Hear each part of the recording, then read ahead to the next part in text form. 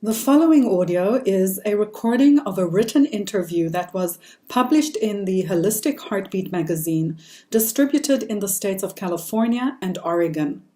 It was recorded for you with love, for your enjoyment. Tal Shai occupies a unique and fascinating space at the crossroads of business coaching, transpersonal psychology, family constellations, and somatic release work. Her methodology, the Soul Movement Method, is a unique blend of goal-oriented coaching processes, body intelligence, and psychospiritual modalities designed to help her clients clear hidden blocks, release ancestral entanglements, and pinpoint the root cause of what holds them back from creating sustainable success in their business and life. Now, I initially met Tal near Jerusalem in 2006 at a professional training for leaders in the peace-building arena. At the time, we were both facilitating peace-building programs for Palestinians and Israelis. She had a brick-and-mortar psychotherapy practice, had just started her coaching certification training, and was teaching and supervising students in a 5-year-long program for transpersonal and body-centered psychotherapy. Prior to her psychotherapy training in the U.S., which specialized in her spiritual and depth psychology, she was already established as an integrative holistic practitioner. Her practice blended many of her skills as a professional reflexologist, massage therapist, aromatherapist, advanced 3-in-1 brain facilitator, hypnotherapist, and Reiki healer, a bag of tools accentuated by her own personal healing journey that transpired during her 1.5-year-long travel and living adventure in India, Nepal, Thailand, and Taiwan.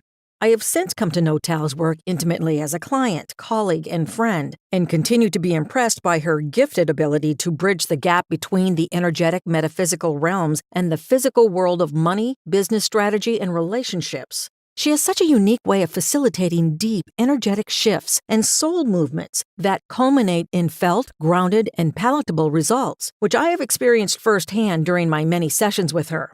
Since my relationship to money has been such a core theme on my own healing journey, I am particularly curious to explore the topic of money wounds and how we might heal them with the Soul Movement Method.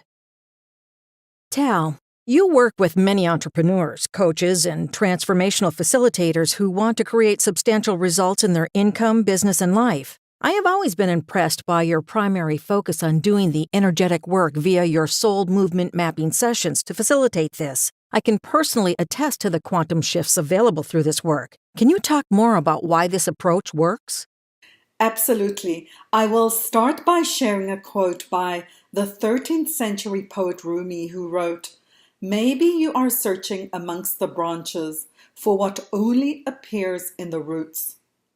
As a society, at least in Western culture, there is a tendency to primarily focus on the branches, on the symptoms, rather than the roots that hold up and nourish the fruits.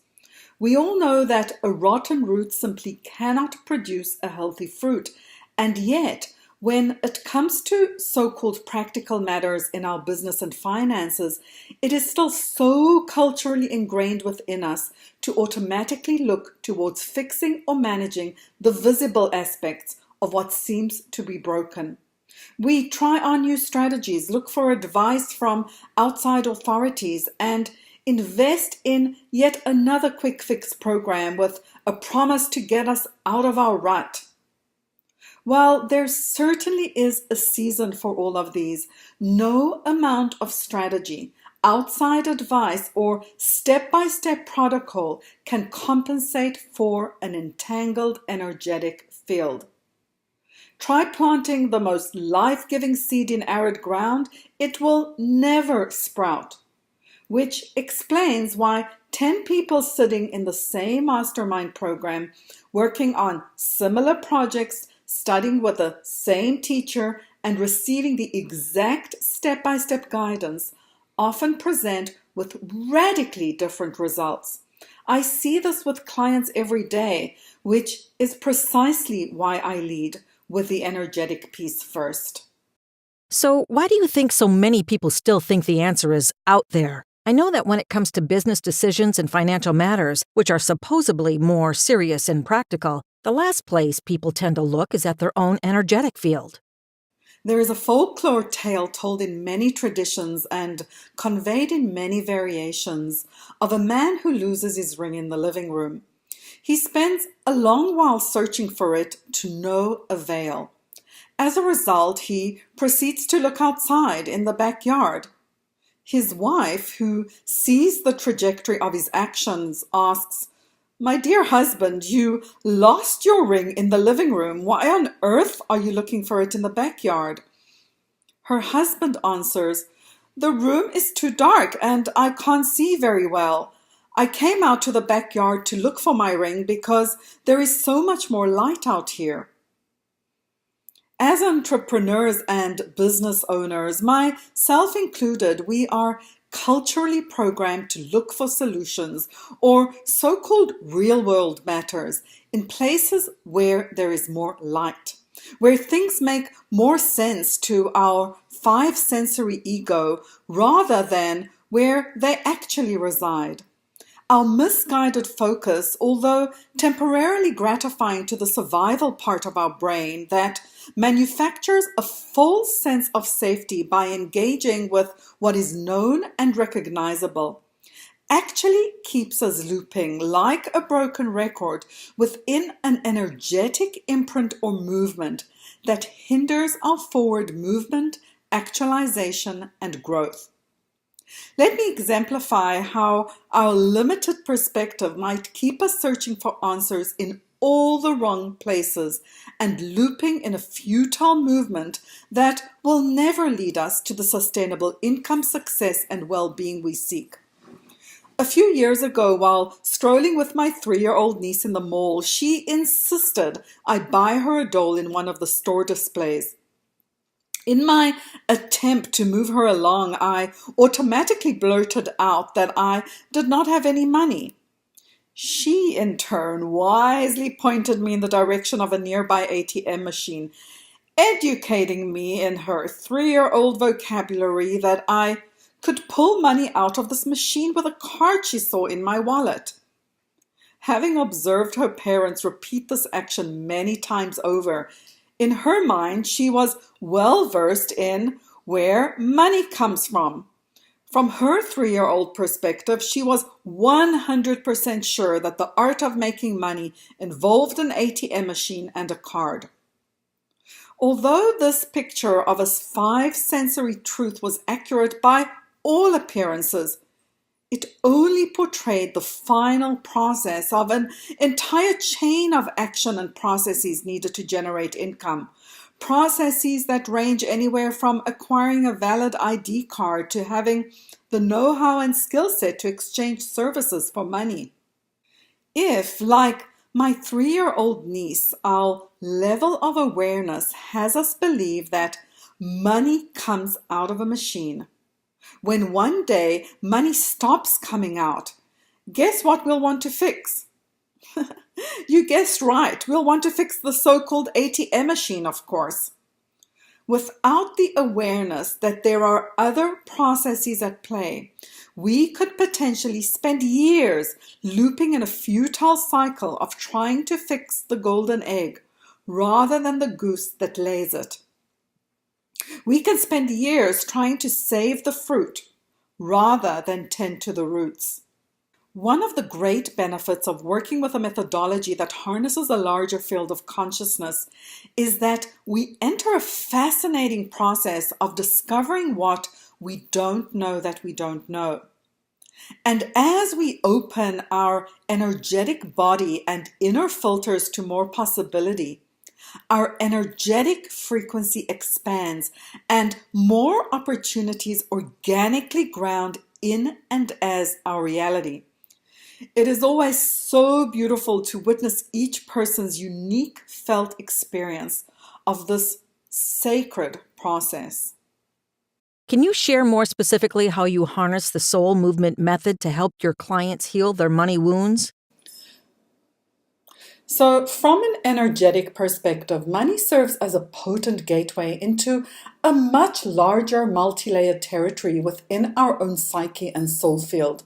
Since both the manifestation of money and our healthy relationship to it are fruits or byproducts of a healthy root system, healing our money wounds requires a deep dive into the root cause of our wounding. The root cause includes anything from childhood conditioning, archetypal imprints, to inherited multi-generation trauma, all of which cannot be accessed through linear-based modalities that primarily depend on the faculty of our mind to connect the dots. This is where the soul movement method comes in. The soul movement method harnesses a larger field of consciousness, what I have called the soul field, to access core dynamics of movements that fuel our financial well-being or lack thereof. I liken the soul field to a bowl of all that is, a bowl that holds the entire gamut of our soul memory throughout all time, allowing past, present, and future soul trajectories to exist as one interconnected soup of isness. Essentially, if a soul memory were added to the soup yesterday in the past and yet again today in the present, both memories would exist as part of the same soup. By the same token, if an ancestor 7 generations back experienced unresolved trauma, that too would exist within the so-called energetic soup that either feeds or detracts from our well-being. The soul movement method provides a highly effective container to quickly and effectively access core wounds by activating our somatic intelligence and bypassing the conditioned rationale of our mind. Addressing core wounding is key to creating quantum shifts. In the same way that pulling on the core thread of a piece of fabric will unravel the entire piece, resolving a core money wound will organically unravel and resolve the more surface ones. As you have experienced yourself, it is not uncommon for a client to experience quantum shifts relative to a specific issue in even 1 or 2 sessions. That said, an integration and refinement process is crucial for these shifts to fully ground and manifest as sustainable results. For this reason, I no longer offer standalone sessions and only take on clients who are willing, eager, and committed to move through an arc or journey of transformation. A journey allows us to move through thresholds in consciousness and address multiple layers that have held a pattern in place. That is when clients begin to experience the felt transformation and juicy results they came for. Since you facilitate clearing the wounds that are also sourced by ancestral trauma or collective soul memory, does one need to believe in past lives or in a soul field for this methodology to work? Absolutely not. This methodology does not hinge on any particular belief system. Rather, it honors each person's direct experience of soul as it shows up through their body intelligence. It actually bypasses the conditioned mind and facilitates a direct access to a more distilled truth within, a truth that transcends any particular belief system or cultural conditioning. Would you be willing to share how a soul movement mapping session might be different from therapy? Each soul movement session organizes itself around a specific intention or goal and is therefore solution-oriented. Since we cannot compartmentalize consciousness nor separate our psychological structures from our soul memory, tending to all aspects of our consciousness is key to the clearing process. During a soul movement mapping session, we tend to what shows up in direct correlation to the intention set. What shows up may be rooted in childhood conditioning, a collective archetype, ancestral wounding, a past life memory, or even a future vision. We honor and tend to whatever is ready to reveal itself as a direct felt experience in service to each person's unique intention and soul trajectory. That said, material that surfaces typically does so in response to a somatic trigger or inner movement rather than a function of trying to remember or figure things out. The nature of this work is somatic, radically non-judgmental, and compassionate. It is sourced in a soul-centered worldview that Life is a journey, not an event, that we are not broken, but rather breaking open in an evolutionary trajectory towards our highest actualization, that healing involves the application of loving to those places that hurt the most, that we are powerful co-creators in this playground called life, and that as we master the process of co-creation, our life becomes a huge playground of exciting possibilities.